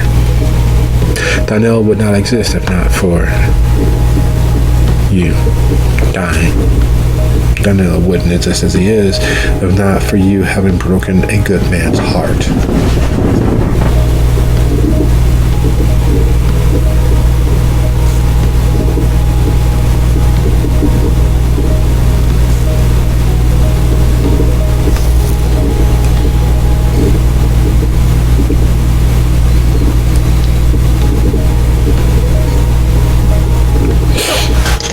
It pauses her for a minute because she realizes that barring all the other bullshit they go through, if she survives, if her and Lucio and the other Coterie members survive, more likely than not they will outlive Darnell.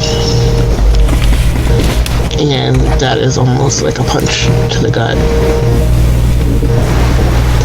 So as she kind of closes the distance, she's rubbing at where her heart should be, and she has heartburn, but it's trying to physically rub away the ache of looking at him. This whole charade that she's his half-sister, because that's the only way she could keep him out of trouble and assuage his curiosity and not have things get worse than they were. So she kind of just like rubs at her chest and walks up on him. Hey, you look tired. Ugh. Hey sis, how we doing? And he immediately throws one arm around her shoulders and pulls her in for an embrace.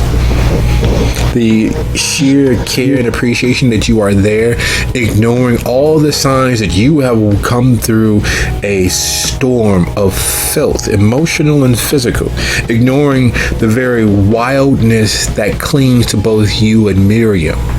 The warmth in that hug, the warmth in that one-arm greeting you as if you are in fact flesh of his flesh and blood of his blood, only adding to the burden that you already carry.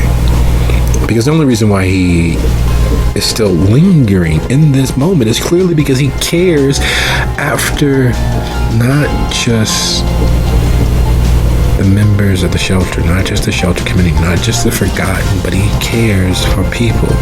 And that's all he sees you and Miriam as, even being this close with the signs of your undeath all over you, even being this close and seeing the survival of what you've all faced, the horrors that cling to your skin and act as a warning sign for anything smart enough to be perceptive of the things that exist in you, the danger there is. He cares after your well-being.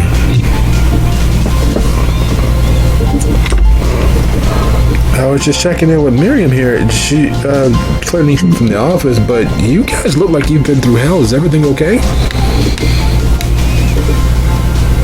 I'll let Hestia tell you all about it, and she will turn and start heading away. Wait, hold on. We get it.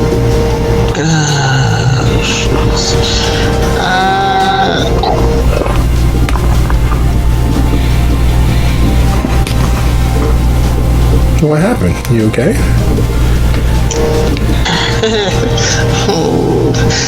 Failed trip to Milwaukee. I was going there to do some headhunting, hoping I can bring somebody with some experience down here to help you out, and our means of transportation broke down, and we kind of had to not a smart hitchhike it back here to get here in time. So why didn't you call me? I could have drove the van. I didn't want to. No, because we needed the van to be here, and I didn't want to worry you. And I am fine. I am grown, and I can handle myself. Yeah, so, no, I just brought back a load of the guys who were at day labor out near O'Hare. I could have just made the detour. It's fine. I swear, I promise. I promise it's fine. Thank you. You're so helpful and amazing.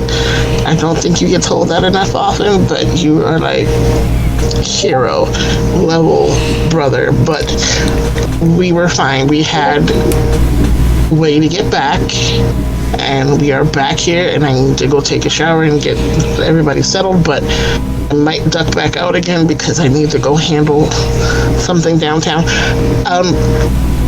I spoke to the lawyer, finally, and we are going to have less problems, hopefully.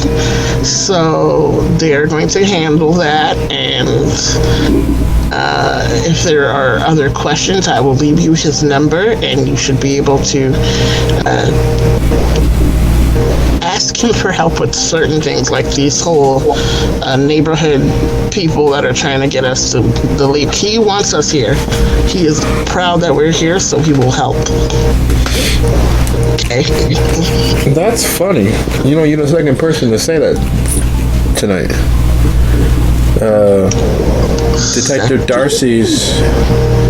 Detective Darcy's driver, got another job for Mr. Gabriel, and he swung by, let us know, and said that everything's going to be okay. And wait, you saw Arsenio? That was his name? Yeah, Arsenio. Oh my god. I'm glad to hear that he stopped by. She realizes what she almost did, so she's just kind of like,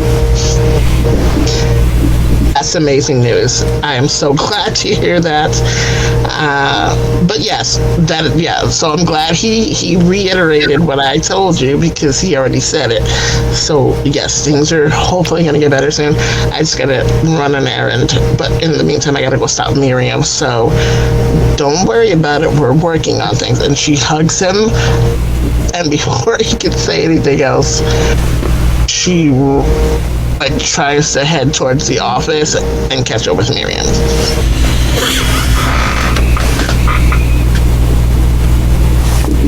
Stepping into the office. Remembering the last time you all were gathered here, the last time you had the opportunity to have a calm moment where you weren't being beset or set upon by the forces of the world,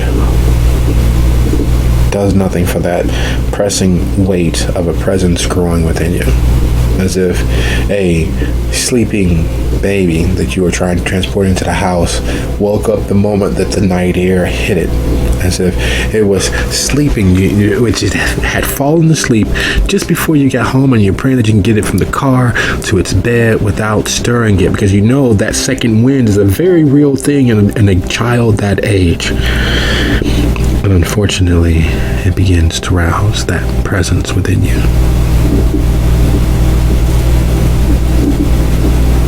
And then the door is opening with Hestia hard on your heels, trying to catch up to you. What is it that you all are discussing before we shift our gaze back to Lucio, Sophia, and Victoria?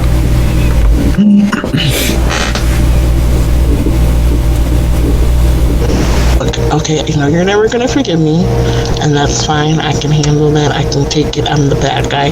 We got that. But we were being attacked. And while your little friend is probably whispering in your ear that they would have protected you, no, he wants something. We're gonna have to figure out how to separate you two from each other, because I knew him when he was alive. Or undead alive. Sneaky. Pirate. Those things killed a whole bunch of girls. Do you not remember that fact?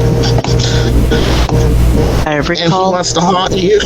And use your... I don't know what he wants to use your body for. That's not okay. Consent, girl. Consent.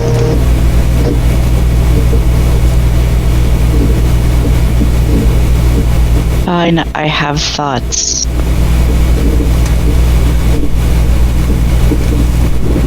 Just not where we have ears. Okay, fair, but I'm just saying, like I said, I know you hate me right now, and that's cool. We're good. But we have to stop Hugo from doing a thing.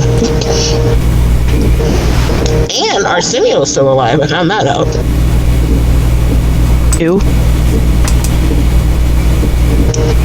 Recall, Miriam has actually never met him. Sorry, I forgot. So many people in and out of here. Looks a lot like Lucio. A little more bulky. Used to drive Lucio around, all of us around.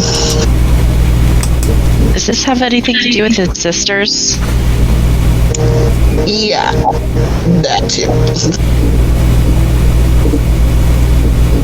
Fabulous. More shit.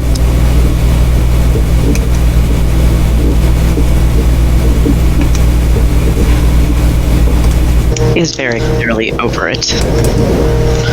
And there's probably also the fact that Sophia thinks we don't like her again. I'm just saying, families fight. They do. Her sister shot me. Me too, duh.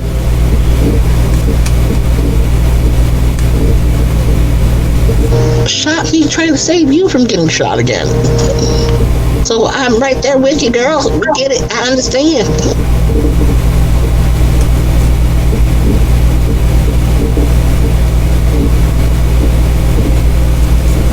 I'm going to go get clean now.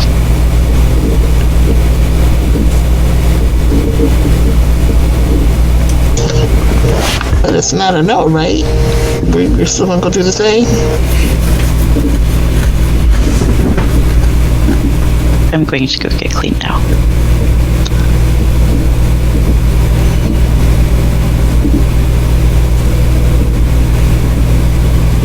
And she will turn and walk away because she's over it.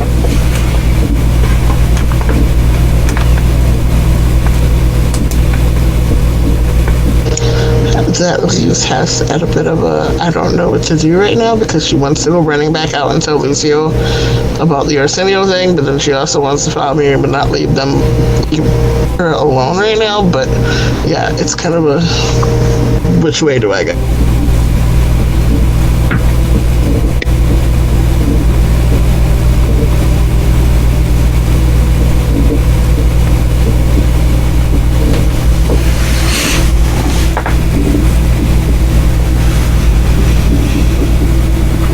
Speaking of outside,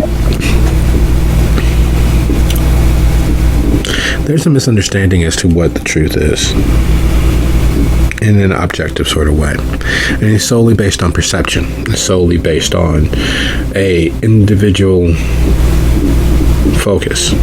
Because we all have our truths. And we each use the facts of the moment to construct that truth based on our particular lens that we're viewing things through.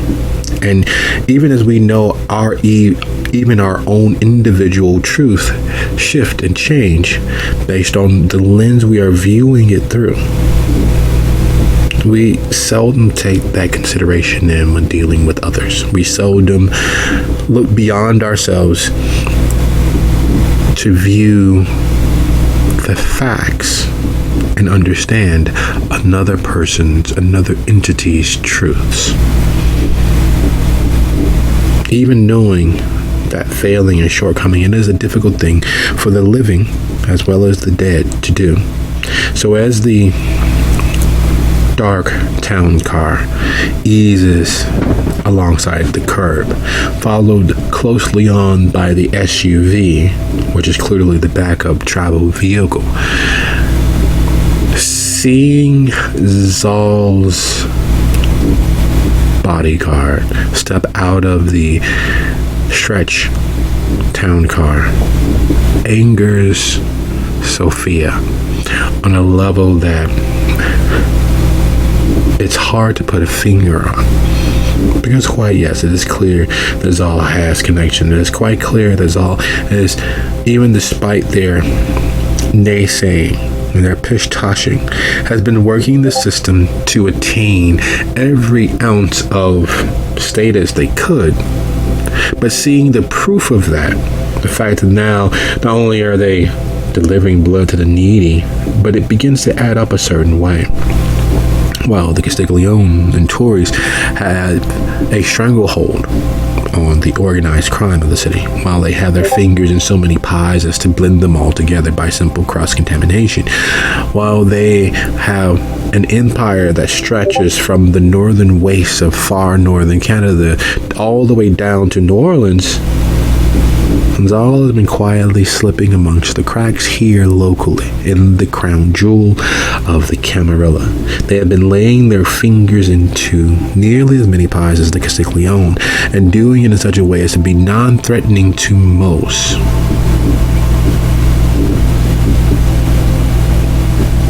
And the fact that they have access to and seem to be in charge of a delivery service for the family members is somehow insultingly aggravating.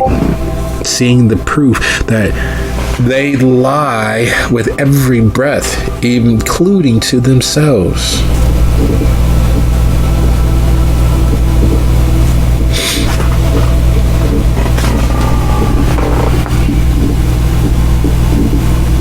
So as he comes over and hands the keys to Victoria with a smile and a nod that is far too personal, far too less than professional, Sophia is seething.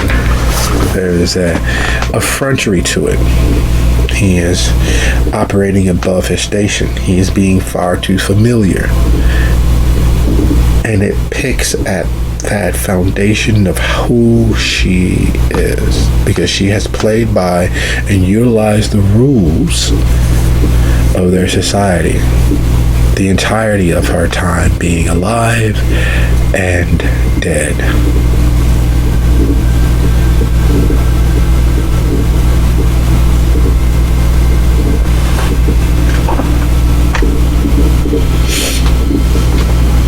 But I think perhaps he will join us.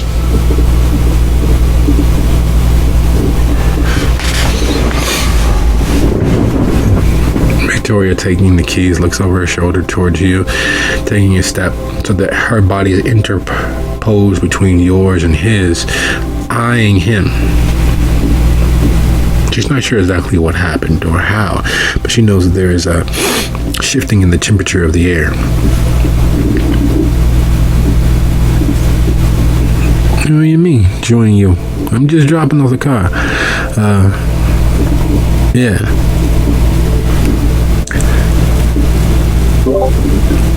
She will say it a little more insistently. Calling on the blood to enforce it. All right, make it happen. Are you using, what is that, mesmerize or Compel is probably enough at this point. Okay, sounds like a plan.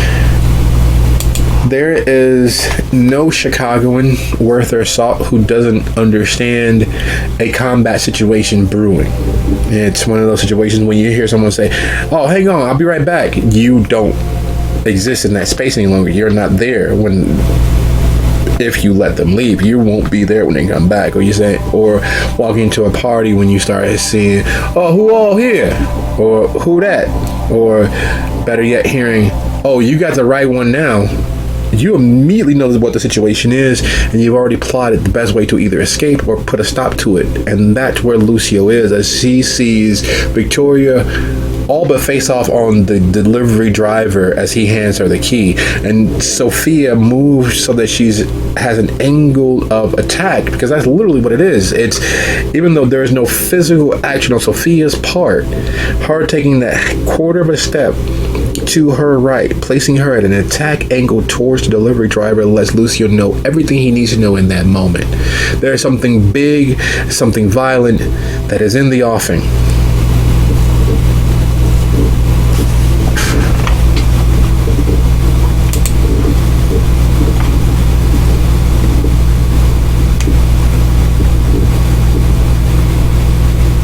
Although I think we might need to table this discussion for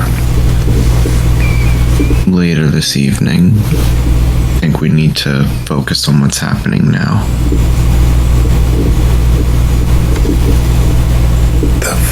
And he stops as he looks and actually pays attention.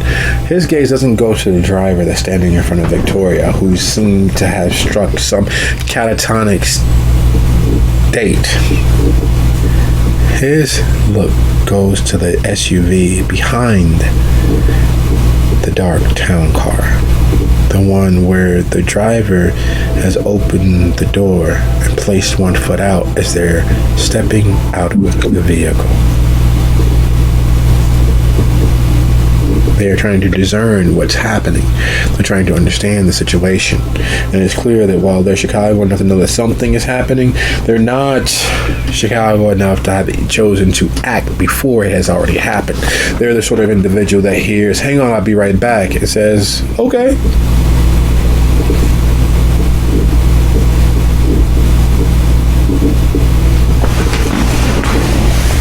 Catching his gaze, it's a little bit more difficult than it should be. It's clear that he's received a PowerPoint. He hasn't received any real training, but someone gave him a pamphlet to look over, and the basics of it have settled into place. It is clear that his state as a thrall isn't one of complete value. He clearly hasn't been trusted enough to have tools to defend himself against others' manipulations. And while there is something a little more substantial than a sponge inside his skull, only barely so, the resistance that you meet is equal to literally taking candy from a baby that's tasted sugar and knows that this is goodness.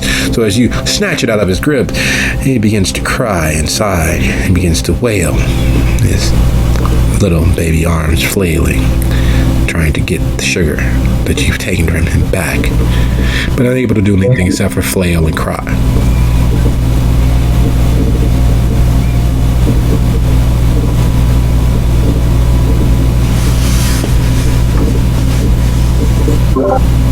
Well, we will, I guess, head to the car then. Victoria, having the keys, begins taking a step towards the car. She moves in the way that it is impossible to not know as a person who is engaged in executive protection, because she moves so that you have full access and that her body is shielding your step from what could be a potential enemy, which is the now mind-raped driver, as well as the SUV, with the driver who's standing outside of the car, frowning in your general direction, and does the unthinkable. He moves from behind the protection of the door, which is a no-no. He moves from next to the wheel well of the SUV. If there was someone shooting at him or firing at him, or if there was an action, he literally exposes himself to the danger instead of operating with the correct mindset. But as he does, the passenger door opens. Hey, Paolo! We got it! And they are closing as Victoria turns. Even though she's still moving forward towards the car, she opens the door and places her body between you and them as Paolo moves and climbs in ahead of you. There's trouble, and then there's what these gentlemen can get up to. What these gentlemen can get up to, at best in this moment, may be nothing more than an annoyance, but as an annoyance you don't need, as you are sitting directly in front of the shelter, as you, as a member of the familia, as you, as a member of the family, are not to, well, directly interact with the tower. You're not supposed to do anything that interferes with them. And Zal, unfortunately, is double-dipped. Zal is just beneath everyone's radar.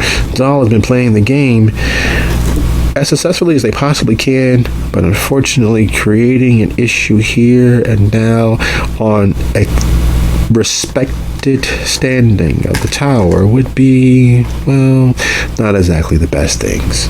But it is clear that the gentlemen who are closing have every intention of making sure Paolo goes with them and not with you.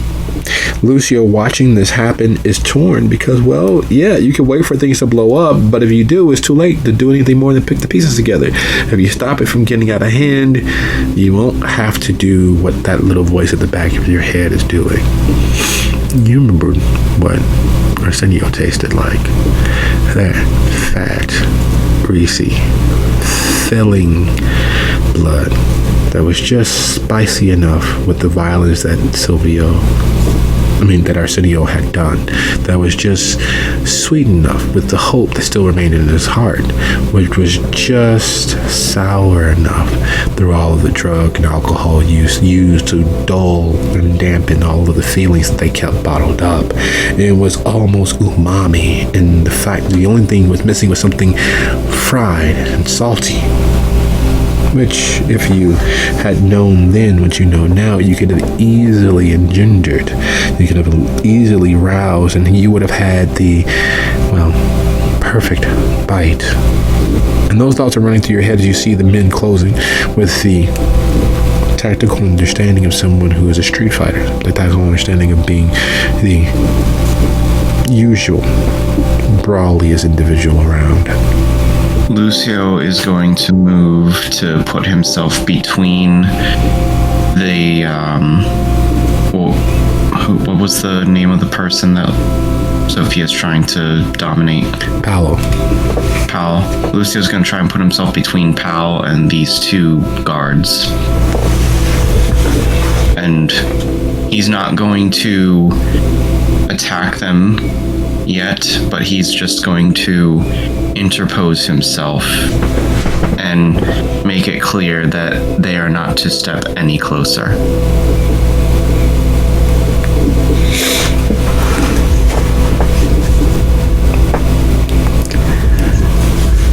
And as Lucio moves, and Hestia steps to the doorway of the shelter, and Sophia slides into the back of the dark town car, Paolo already climbing in ahead of her, we turn our gaze to Miriam, who finally gets to her apartment, who gets to her suite of rooms, begins her evening ablations because she's done with the rest of the world. There's a certain point of no return with everything that they have faced. And somewhere along the way, the difference between her and that thing that has attached itself to her, that presence, that lost child, burned by heaven's light, by the sun itself, dying next to their savior, their hero, their lover, their idealized master, has reached the tipping point. and being bombarded by the very energies of the shelter, being home again, swimming in those deep, dark depths of all of that supernatural energy. The only thing that's of any import, ignoring all of that, is the feel of the water in her shower and being able to sit down with her sketchbook and her pencils and her pens and wrap herself in the feeling of her artwork to escape this moment, this hell that she's been in, because she realizes that there's something else living, existing, not only in her mind, in her subconscious, but has managed to manifest the voice of her lover, has managed to manifest the energies of her pain, has managed to resurrect in all but physical form the image and feel of her lover's touch. Her only reason to keep existing, her source of power, her source of strength, the one being that understood her, the one being that provided joy unending to her. Somehow, and as the water starts, and she has to give it a second or two to reach the temperature that she likes, we draw to a close as the shit has officially hit the fan, because this is a definitive moment. A choice has been made, a decision solidified. You've all decided what you all will do. You've decided what steps are going to happen in the next few moments, and one of those is Lucio rises to his standard operating procedure. He is acting as the person he has always believed himself to be, someone who will not allow an evil to happen, to someone who will speak for those who can't speak for themselves, to protect those things that matter. And Sophia rises to the occasion and acts with all the training and education that she's received through her living days into her dead ones. There is a cost for doing business, and there's a way that business must be done. And here, sitting next to her, is an example of why Zal is unworthy to be a pater, let alone the pater of Chicago. And Victoria, having already unholstered her firearm behind Lucio as he acts as shield. And Hestia, bubbling over with the knowledge she's gained, standing in the doorway, preparing to step out into the night, watching a potentially violent moment happening yet again outside the front doors of the shelter, because it is clear that the dark-suited men who Lucio is facing down only have so many tools in their toolbox, one of which is violence, the other which is slightly less violence.